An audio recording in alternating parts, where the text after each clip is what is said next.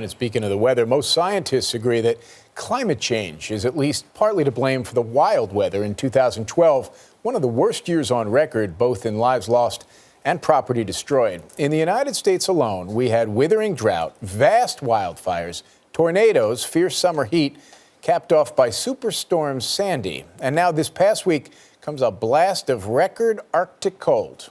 Here's Elaine Quijano.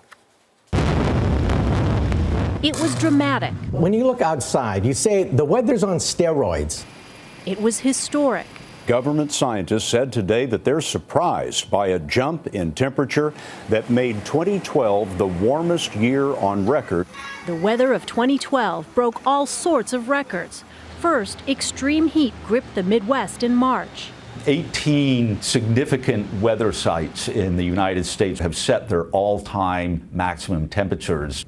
And that led to a summer of costly droughts for farmers and ranchers.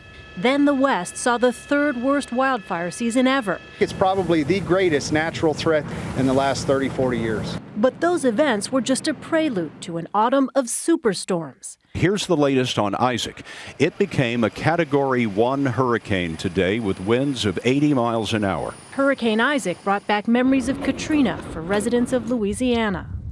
And then the storm of the century, Sandy, decimated the East Coast. The risk for flooding here may be some of the greatest people have seen in their lifetime. The extremes of 2012 put climate change front and center in Washington this week. We will respond to the threat of climate change, knowing that the failure to do so would betray our children and future generations. The scariest thing of all is scientists say there is more to come. More wacky weather, more 100-year storms perhaps.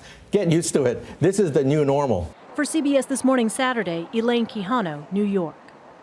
And joining us now is Jeffrey Kluger, the Time Magazine's senior editor for science and technology. Jeffrey, thanks for being with us. Thanks for having me.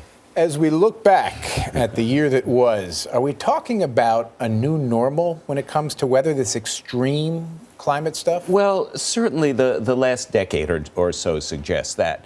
Of the top 10 warming years on record, 9 have been in the 2000s, and the one that is not in the 2000s is 1998. So this is all part of a cluster of years. The record-setting temperature months around the world have increased 5-fold in the last 40 years. We are now having 5 record-setting months for every one we used to have before. And Katrina-type events are turning out to be twice as likely in years with warming as in other years. So there certainly seems to be a link. But what kind of evidence are we seeing that what we're in the middle of right now is not just a cycle, but that it is some sort of permanent shift? Well, and this is something that comes up a lot. We must distinguish between weather and climate. And weather is the short-term event, a day, a week, a month, even a year. Climate is these large thematic changes.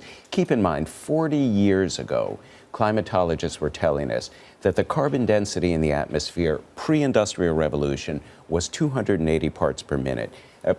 280 parts per million. Mm-hmm. They warned us when we get to 350, we'll be in a heck of a lot of trouble. We're now at 394, and all of the dangers, all of the changes that they had been predicting have happened on schedule. If your doctor told you 40 years ago that if you don't take certain precautions, you were going to get sick in certain ways and certain sequences, and it happened, you'd say she knew what she was talking about. If you don't take Lipitor, your cholesterol is going exactly. to 500. That's right. The president talked about this in his inaugural address. And I wonder, when you have the rest of the world, Japan, for example, its nuclear reactor went down a few years ago because of the tsunami. Now they're having to use more fossil fuels. China growing at a mega clip. How much can the United States really do if we were going to bring things back? How much could we do to change the world picture? Well, let's keep in mind a very important detail is that we have about 3% of the world's population, and yet we produce 24 to 25% of the carbon output. So we are the gorilla in the room if we're going to make a change. The things that the president was describing and has described in the first 4 years of his administration are the things that we know work. converting slowly, if it has to be, to renewables, wind, solar. For a while, nuclear and even shale gas can play a big part in this.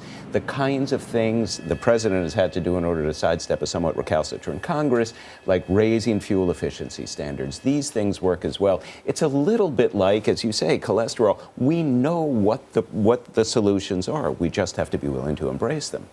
Are we likely to see, with these fluctuations, any further dispute among the scientific community that what we're dealing with is a result of global warming? Well, I think of the folks who are the climate deniers as the flat earthers and the people who say the moon landings never happened. At some point, the body of scientific knowledge becomes so overwhelming that if you're denying it, you're sort of willfully excluding yourself from the big people's table where the conversations take place. And I do think that that argument that this is a hoax, that this is ginned up, that's really been demolished. Jeffrey Kluger, thanks for being with us this morning. Thanks so much for having me.